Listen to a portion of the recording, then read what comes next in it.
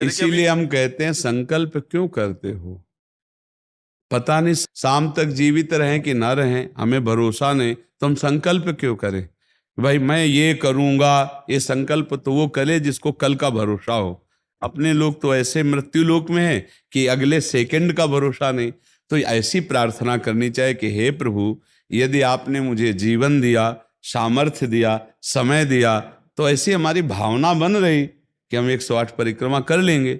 और अगर नहीं समय, नहीं शरीर सामर्थ्य रही, तो हम एक को नहीं करेंगे, तो कोई अपराध नहीं लगेगा। अगर संकल्प ले लिया कि अब 108 करेंगी, तो अब करना चाहिए। फिर देखो, संकल्प पूरा करना चाहिए।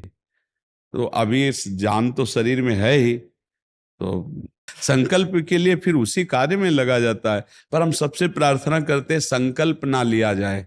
कभी कोई अगर नियम लेने की बात हो तो ये जरूर छूट दे दे कि हे प्रभु, यदि हमारा स्वास्थ्य ठीक रहा, हमारा जीवन रहा, तो हम आपके ऐसा कर लेंगे। और अगर नहीं रहा तो आपने कोई संकल्प किया नहीं, तो पाप नहीं लगेगा। ऐसे थोड़ा अपराध बनने की होती है कि 108 पर जी की। वो तब होता है जैसे कोई डील करते हैं ना, गोवर्धन महाराज मेरे पुत्र का नौकरी लग जाए, मैं 100 परिक्रमा करूंगी, तब जाके थोड़ा सा ऐसा ज्यादातर होता होगा, ऐसे आप भक्ति मिले ऐसा हाँ, तो कम ही होता है। हाँ तो करना चाहिए, फिर हमें लगता है करना चाहिए। पर अगर समय के पधार गया तो फिर कैसे कर पाएगा? मृत्यु लोक है और मरण धर्मा शरीर है, तो मुझे तो भरोसा 1 मिनट का नहीं है अपने शरीर का कि 1 मिनट ही अगला जिएगा कि नहीं जिएगा।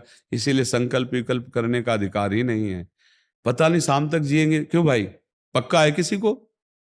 अब पता नहीं शाम तक जिएंगे कि नहीं, तो हम क्या संकल्प करें? हमें तो यही कि प्रभु जैसे चलावे वैसे चल रहे। परिक्रमा करवा दिया, परिक्रमा करने बैठे बैठे राधा राधा जप रहे, मांग के खा लिया, भगवान के भरोसे बाबा जी। ऐसे गृहस्थी में अपने धर्म कर्म किए, जब समय मिला तो परिक्रमा कर गए। अच्छा, प्रार्थना करना स्वामी से कोई गलत बात नहीं कि हमारे बच्चे की नौकरी लग जाए, हमारा काम बन जाए, जरूर करो। भगवान से नहीं करोगे तो किससे करोगे? करना चाहिए। पर ये करके कि हमारी कामना पूर्ण कर दो, हम इतना करेंगे, फिर बंधन हो जाएगा।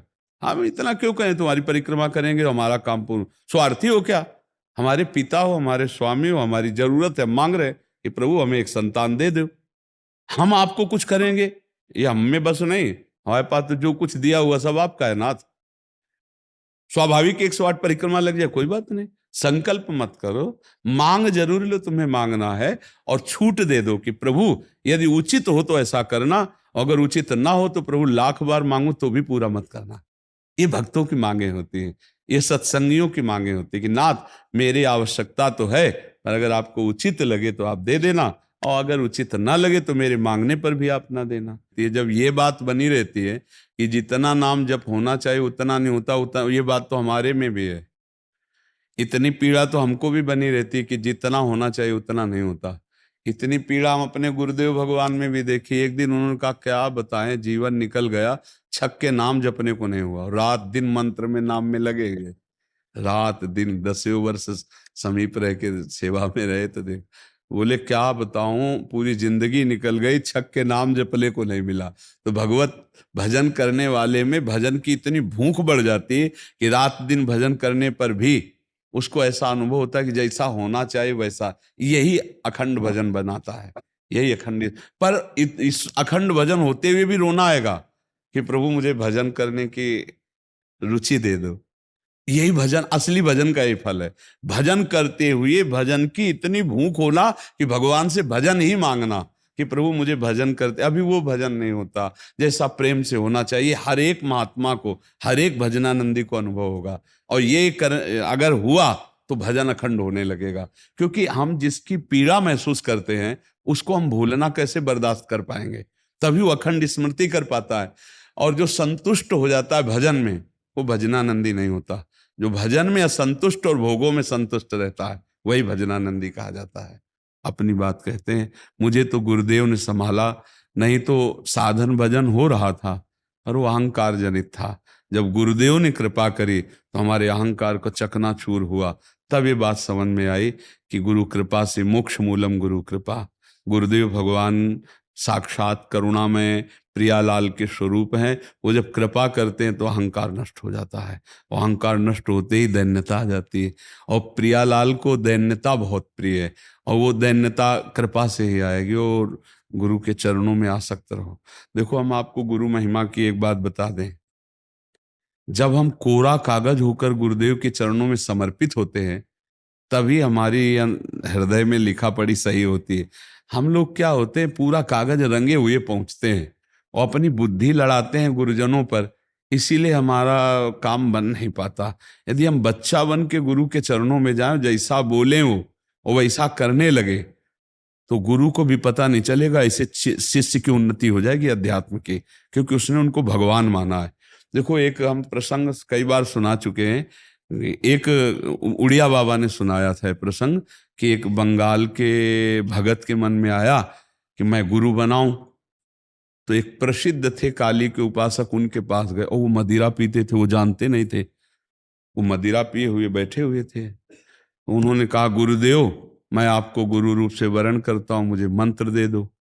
तो शराब के नशे में लड़खड़ाते हुए मंत्र बोले, तो अशुद्ध मंत्र और अशुद्ध अवस्था, पर वो सीधा सरल भक्त भगवान मान के गुरु की छवि लेके पूजा में रख के और मंत्रानुष्ठान, अशुद्ध मंत्र। 1 साल ही हुआ कि माँ भद्रकाली प्रकट हो गई, काली, और उनका बेटा तेरा गुरु ढोंगी है। तो उनका, माँ, पहली बात तो आप गुरु को ऐसा ना बोले, गुरु हमारे परब्रह्म है, आप ऐसा ना बोले। बोले, बेटा तो बहुत सरल है, जानता नहीं, वो शराब पीता है, और जो मंत्र दिया ना वो अशुद्ध है। माँ ने कहा।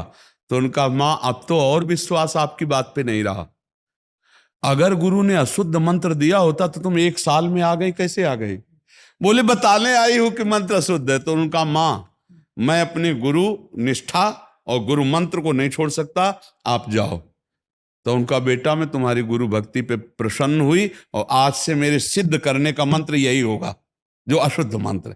ऐसा गुरु भाव किया जाता है। गुरु को परब्रह्म साक्षात माना जाता है। परब्रह्म में दोष दर्शन नहीं होते, दोष हमारी बुद्धि का है। अगर बुद्धि का दोष निकाल दे तो देखो, मत्ता परतरम नान्यत किंचिदस्ति धनंजय, भगवान कह रहे मेरे सिवा कोई और है नहीं। फिर हम गुरु को दोष दर्शन में देखें, कहीं ना कहीं हमसे त्रुटि हो रही। हमें घोर पापी में भी भगवान देखना है, तो गुरु में भगवान देखने में क्या बात है? विचार करके देखिए। जब हम गुरु में भगवान देखते हैं तो अपना समर्पण करते हैं, और जब वो हमारे साथ उल्टा व्यवहार करते हैं और हम सह जाते हैं तो हमारा अहंकार नष्ट हो जाता है। वहीं वहीं रहकर उसको चोट पहुंचने दो अहंकार को, और अहंकार जब मिटिया मिट हो गया, तब कृपा उदय हुई, तब समझ में आया को हो साक्षात परब्रह्म गुरुदेव हैं। गुरुर् ब्रह्मा गुरुर्विष्णु गुरुदेव महेश्वरा, गुरु साक्षात परब्रह्म तस्मै श्री गुरु। गुरु में भगवान बुद्धि करना बहुत कठिन बात है, सबसे कठिन बात विश्व में, समझ लो। गुरु में परब्रह्म बुद्धि करना, और गुरु में परब्रह्म बुद्धि नहीं तो कुछ भी कर ले, अहंकार नष्ट नहीं होगा। यह खुली बात कह रहे। गुरु ही एक वो खिलाड़ी हैं जो हमारे अहंकार को मिटिया मेट कर दे सकते हैं, दूसरा नहीं, दूसरा नहीं। इसीलिए ध्यान मूलम गुरु मूर्ति, पूजा मूलम गुरु पदम, मंत्र मूलम गुरु वाक्य, मोक्ष मूलम। गुरु का चरणामृत पियो, गुरु की चरण रज लगाओ, और गुरु के आगे एक तुच्छ सेवक की तरह रहो, अभी दैन्यता आ जाएगी। अगर गुरु में दोष दर्शन होने लगे तो हट जाना चाहिए, और दूर से उनको परब्रह्म मान के बिना निंदा किए उनके द्वारा बताई हुई उपासना में रत हो जाए तो उसका परम कल्याण हो जाएगा। दूसरा गुरु बनाने की जरूरत नहीं है। परमात्मा प्राप्ति के लिए गुरु कृपा है। हम तो आपको हाथ उठा के कहते हैं कि गुरुदेव की कृपा के बिना एक कदम नहीं चल सकते, एक कदम भी नहीं चल सकते। हम जैसे भूमि में ही कदम रख सकते हैं, ऐसे हम जीवित हैं, परमार्थ में चल रहे हैं तो केवल अपने गुरुदेव की कृपा से चल रहे हैं, किंचन मात्र कुछ नहीं। केवल वो ऐसे पकड़े हुए हैं तो हम चल रहे हैं, अगर वो ऐसे छोड़ दें तो धम्म से गिर जाए। गुरु कृपा ही केवलम, ही केवलम गुरु कृपा है। वो दैन्यता गुरु कृपा से आती। महाराज जी, धन्य भाग है आपकी कि आप दैन्यता चाहते हैं। हाँ, परम कृपा है वैष्णव आचार्यों की। बस चुपचाप चलते रहिए, किसी की निंदा मत करना और किसी के दोष दर्शन मत करना, बस इसी से दैन्यता आ जाएगी। और दैन्यता में रोना आता है, जैसे अब आपका दैन्यता में रोना आता है कि मुझ जैसे अधम पर इतनी कृपा श्री कृष्ण की, महाप्रभु की, गुरु की, तो वो हृदय निर्मल होता चला जाता है। जब रुदन होता है ना प्रभु के, उसमें इससे ज्यादा और किसी तीर्थ में नहीं पवित्रता है जितनी रुदन में पवित्रता है। हाँ, रुदु सुश्रम राजन कृष्ण दर्शन लालसा, जब अपने प्यारे प्रभु के लिए रोना आता है तो हृदय निर्मल, तार तार निर्मल हो जाता है। और कबीर दास जी कहते हैं कि बिन रोए किन पाइया प्रेम प्यारा मीत, कबीरा हंसना छोड़ दे रोने से कर प्रीत, बिन रोए किन पाइया प्रेम प्यारा मीत। पर भगवान की 3 प्रकार की लीला है, एक है सृजन और एक है पालन और एक है संहार, और तीनों लीलाएं होंगी, पक्का होंगी। जैसे सृजन जरूरी है, पालन जरूरी है, ऐसे विनाश भी जरूरी है। तो देखो, इस शरीर को कहा गया विनाशी और इस लोक को कहा गया मृत्यु लोक। तो भाई देखो, जो जन्मा है उसका शरीर छूटेगा, जो हमने कर्म किए उसके अनुसार हमें भोग मिलेंगे। अब हम भगवान से भजन के बल से, उनके प्रार्थना के बल से हमको क्षमा याचना करवा सकते हैं। तो अपने पुत्र के लिए, अपने कल्याण के लिए, अपने परिवार के कल्याण के लिए, समाज के मंगल के लिए भगवान का नाम जप करे, भगवान से प्रार्थना करे, दूसरों को सुख पहुंचावे, धर्म पूर्वक आचरण करे, तो निश्चित मंगल होता है। हाँ, बहुत अच्छा है। देखो, यशोदा मैया स्वयं भगवान लाला के रूप में आयला तो गौ की पूंछ से झाड़ना और ब्राह्मणों को बुलाकर स्वस्ति वाचन कराना, दान देना, मेरा लाला कन्हैया सुरक्षित रहे। क्योंकि बड़े बड़े आक्रमण हुए ना, पूतना है, तृणावर्त, अघासुर, बकासुर, तो मैया घबरा जाती थी कि दुनिया की बलाएं हमारे लाले के पीछे काहे पड़ी। और अच्छा, माँ को अपने पुत्र का महान स्वरूप दिखाने पर भी दिखता ले, क्योंकि माँ है ना, उनको तो लगता है मेरा लाला है, तो बार बार वो परेशान हो जाती थी। और स्वयं भगवान की रक्षा के लिए भगवान के नाम का प्रयोग किया, केशव भगवान बाजुओं की रक्षा करे, ऐसे करे, ऐसे। तो हमें लगता है भगवान का नाम जप और धर्माचरण, दूसरों को सुख पहुंचाना, और इसका फल मेरा पुत्र सुरक्षित रहे, मेरे पुत्र की बुद्धि शुद्ध हो, मेरे पुत्र को कभी विपत्ति ना हो। तो ये देखो, माँ में बहुत बड़ी सामर्थ्य है। अगर माँ तपस्या और पूर्वक अपने पुत्र को चाहे तो अजर अमर बना सकती है। मंदालसा माँ ने यही कहा था, मेरे गर्भ में जो जीव आएगा उसे भगवान से मिला के रखूंगी, उसे भगवत प्राप्ति, और ऐसा ही किया। देखो, गांधारी जी ने जे भी सुना कि धृतराष्ट्र हमारे पति होने वाले वो अंधे हैं, तो पट्टी बांध ली। जब ये समय आया कि अब युद्ध होगा ही पक्का, तब गांधारी जी ने कहा, बेटा मैं तुम्हें बहुत प्यार करती हूं, तुम मेरा बेटा है, पर भीम के सहयोगी श्री कृष्ण तू मारा जाएगा, इसलिए जा, तू नग्न होकर मेरे सामने आ जा, मैं पट्टी खोलती हूं, तेरा शरीर वज्र का हो जाएगा, मृत्यु ही नहीं होगी तेरी। अब भगवान तो भगवान ही है। अब वो आ रहे थे नंग धड़ंग दुर्योधन, तो भगवान ने देखा उनका, अरे यार तुम इतने बड़े होकर बच्चों की तरह नंगे घूम रहे हो। तो उनका माँ ने कहा है, बच्चे हो, कम से कम कमर तो ढक लो इतना। ओ ऐसे पत्ता लगा के ऐसे, गांधारी ने जी ही आंख खोले ऐसे दे, उनका ये पत्ता क्यों लगा लिया? उनका, माँ तुम्हारे सामने नंगा कैसे आऊं? अरे उनका, धोखा कर दिया तूने, अब जितनी दृष्टि मेरी पड़ गई, तेरा शरीर वज्र का हो गया, गदा या किसी भी प्रहार से नष्ट नहीं होगा, लेकिन तू कमर से मारा जाएगा, यही से कमजोर हो गया। क्योंकि और भगवान अपने भक्त का प्रण पूरा करवाने के लिए जब द्रौपदी को दिगंबर करा रहा था ना, ये सभा में लाभ जंगा ठोक रहा था, तो भीम ने यही प्रण किया था, इसी जंगा को तोड़ूंगा। अगर भगवान भक्त की वचन रक्षा ना करते और वो पूरा वज्र का शरीर हो जाता तो तोड़ नहीं पाते, इसीलिए भगवान ने। तो माँ में कितनी सामर्थ्य है, आप देखो, अधर्म युक्त चल रहा है लेकिन मेरा बच्चा सुरक्षित रहे, आंख की पट्टी खोली, पतिव्रता, तो वज्र का शरीर कर दिया। तो आप अपने पुत्र को अजर अमर अविनाशी बना सकते हैं साधना और भजन के प्रभाव से। नाम से परम गति होती है।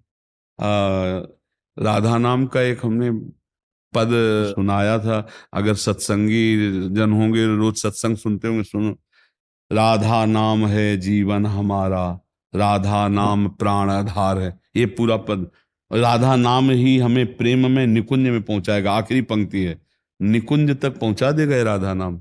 तुम्हें चिंता नहीं करनी। राधा वल्लभ श्री हरिवंश जपो या राधा राधा जपो।